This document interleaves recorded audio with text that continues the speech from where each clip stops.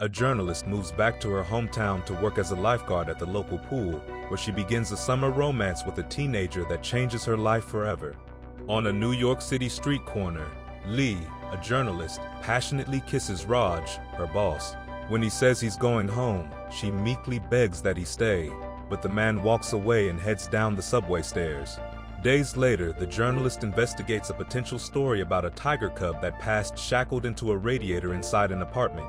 On the wall, the woman sees deep scratch marks on the wood and chicken wire covering the window. The disheartening scene deeply upsets Lee, who takes a moment to gather herself. In the office, she tears up as she describes the tiger cub's horrible living conditions and cause of death in the news story. However, she learns Raj decided to include her article in the offbeat section, so she confronts the boss for brushing it off as unserious news. The phone excitedly talking about his recent engagement to his girlfriend, revealing that she and the boss have been having an affair. While on a date with a man who seems disinterested in her story about the tiger, the woman realizes she's grown disillusioned about her life in New York. So she leaves the bar, heads back to her apartment to pack a duffel bag, and takes a train to her hometown in Connecticut. In the childhood home, the woman lets her cat Moose out of the carrier, and her mom Irene wonders why she didn't just ask a friend to care for the animal while she's in her old bedroom. Lee finds a coin belt. So the mother explains that she started a belly dancing class called Dance Mamas to earn some money. Seconds later, her father Hans arrives and happily hugs the daughter. During dinner, Lee explains that she is moving back home indefinitely because she's no longer happy in the city, and her life isn't like she pictured it'd be at 30. That night, the woman smiles as she cozies up in her childhood bed, finally in a safe space. The next day, she meets up with her high school friend Todd, an art appraiser. Asks what she'll do about her New York job and her relationship with her boss. Lee isn't sure what'll happen to her job, but informs her friend that Raj is engaged. Later, the woman heads to the local public school to see Mel, who's now the vice principal. While waiting for her friend's workday to end, Lee somberly looks at the trophy she won for the National Academic Bowl in high school. After school, the journalist tells Mel that she saw Todd, and the woman expresses her disbelief that the art praiser still hasn't come out of the closet despite his age. The vice principal declines a cigarette and reveals she and her husband are trying to get pregnant, but that nothing's happened in 6 months. Lee assures her friend that they'll conceive soon, and Mel eventually smokes as long as the journalist promises not to tell her husband. That evening, the 3 friends and Mel's husband John have dinner at a restaurant. The journalist says she's decided to work as a lifeguard at a local pool to earn money while in town, surprising the group. Across the street, teenagers ride their skateboards and hang out in a parking lot, and the friends they used to do the same things in their youth. At home, Lee reads an email from her employer, the Associated Press, regarding her absence without leave. She learns that they'll have to fire her if she doesn't return to work by the end of the week. The next day, the woman starts her first day on the job with an orientation with the pool maintenance man, Mr. Pasurek. While Lee cleans the pool, Jason, one of the teens the woman saw at the parking lot last night, sits on the lounge chair and introduces himself as Mr. Pasurek's son. He says he lives in the apartment in the garage with his father. Later, Matt and Lumpy, Jason's friends, climb over the fence to enter the pool area and casually pass by the lifeguard. That afternoon, a group of unruly kids ignore the woman's orders to stop running. Then they head to the changing room and throw wads of wet paper at her when she reprimands them. One kid, Aaron, calls the lifeguard rude names and mocks her when she tells the group to leave the pool. Hours later, the upset woman expresses her disdain for Aaron, bemusing Jason and Matt didn't step in to help her. Meanwhile, Mel tells her husband that he doesn't have to hang out with her friends. She says she needs to spend time with Lee to figure out what the woman's going through. Outside the convenience store, Jason and his friends ask Lee and Todd to buy booze for them, but the art appraiser thinks of a better proposition.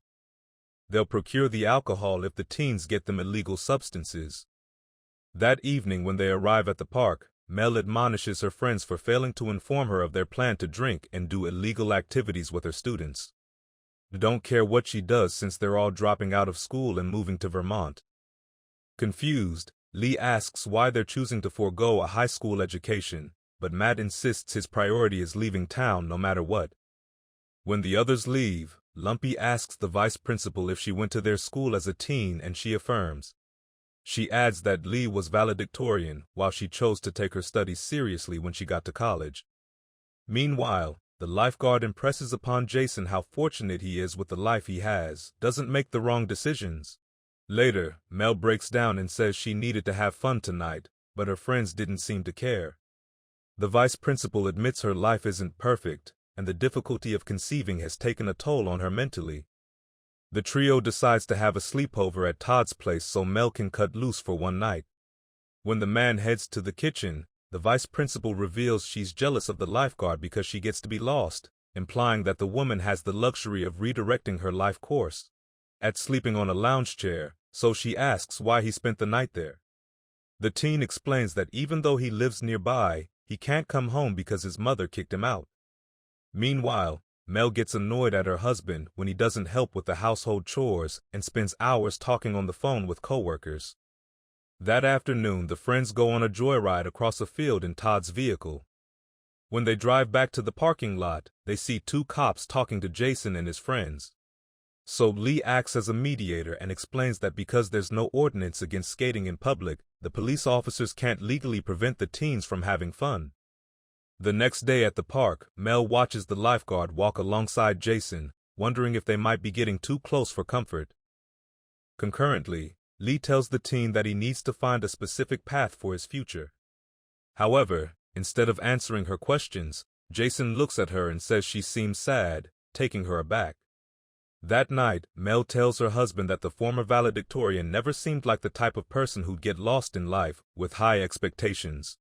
Then, in the bathroom, the vice principal tries to spice up their intimate moment, but John assures her that they don't need to do it because he loves her no matter what.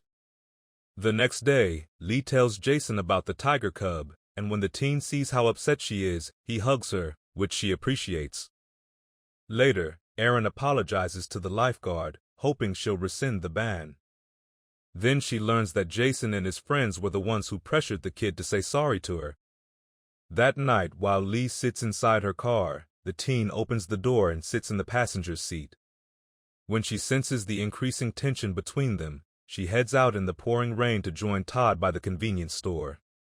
Because she left the vehicle abruptly, Jason returns her keys, causing the art appraiser to wonder what's happening between the two. Then, the friends and the teen sneak into the pool for night swimming. Later, the lifeguard enters the changing room. Jason follows and they finally give in to their urges and make love.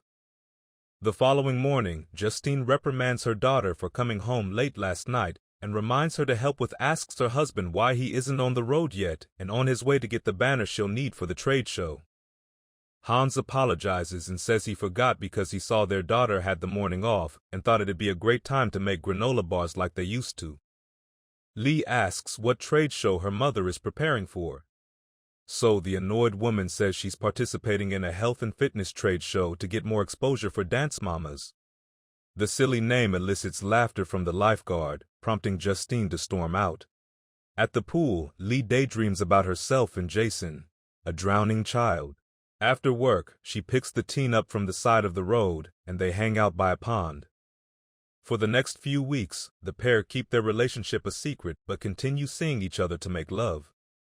While cuddling in bed, Jason tells Lee that he and his friends leave in the next few days. However, when the woman finds out that he's only saved $400 working for his father this summer, she suggests he stay for a few more weeks until he reaches $1,000 to ensure he has enough cash in case he doesn't find a job. And Mel notices the pair staring at each other and concernedly asks her friend if anything is going on between them, since she'd have to report her. However, the lifeguard lies and says she and the teen are just friends. Moments later, the vice principal learns that the teens plan on leaving in a week, so she suggests they speak to the guidance counselor, but Matt is adamant about leaving as soon as possible. When Jason, Lee, and Mel step away to get drinks, Matt asks Todd why he never left town to pursue his dreams. Are here, and he fears things changing too much if he leaves. The teen shares that when his older brother died, his mother could no longer stand the sight of him. To comfort Matt, the man touches his back, but the teen recoils and emphasizes that he isn't attracted to men. In his drunken state, Todd admits he finds the teen attractive, prompting Matt to exclaim that all he wanted was someone to talk to. Annoyed, the teen pulls Jason aside and says they must leave tomorrow.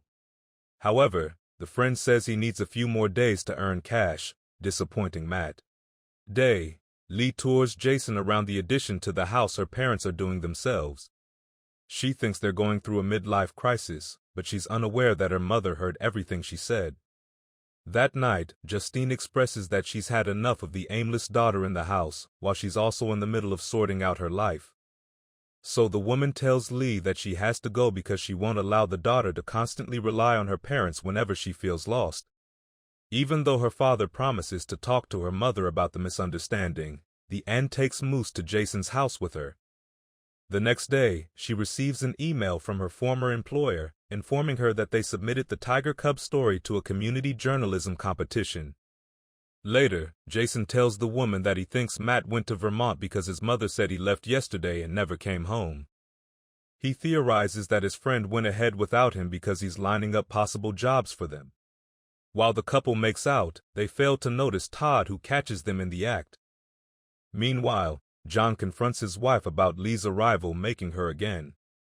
The woman disagrees that her behavior has anything to do with her friend, but he insists it does. Moments later, the husband asks if his wife loves him and wants to make a family with him. She says yes, but admits she needs more time to think about it. That afternoon, Todd reads aloud a text from Lee where she says that Moose went missing after she left the cat at Jason's house. He lets it slip that the lifeguard's staying at the teen's house, and Mel realizes they've been sleeping with each other, so she reprimands the man for enabling behavior. Later, the vice principal confronts the lifeguard by the pool and says she's informing Jason's father about the relationship. Mel asks Lee why she had to come home and mess everything up, but the lifeguard corrects her and says everything was already messed up before she arrived. To keep the vice principal from outing their secret, Jason says he'll tell everyone that Mel hung out with his students and did illegal substances. The upset woman says Lee couldn't bear seeing her with her life together. Then, she apologizes to the teen for failing to stop Lee from taking advantage of him, but Jason clarifies that the relationship was consensual. Frantic, Mel says she's going to lose her job or have to resign because it's the right thing to do. Then she blames the friend for dragging her down with her. Lee begs the woman not to tell anyone about the relationship, but the vice principal reminds her that she's an adult who needs to grow up. After work, the pair head out to search for Moose in the forest. To their horror, they happen upon Matt's lifeless body hanging from a tree, implying that he took his own life. To calm the hysterical teen, he then yields his eyes and leads him back to the house so he can be with his father. At the house, Jason asks who's gonna tell Matt's mother, especially since it'll be the second time she's lost a son. So the lifeguard promises to tell the woman the unfortunate news. Just before she reaches the front door, Lee breaks down and cries. After collecting herself, the lifeguard knocks on the door and informs Matt's mother about what happened. Inside the house, Lee hugs the distraught woman. Later, she stays with the mother while she speaks to the police and until a relative to look after her. When she returns to the pool, she finds her duffel bag waiting for her outside.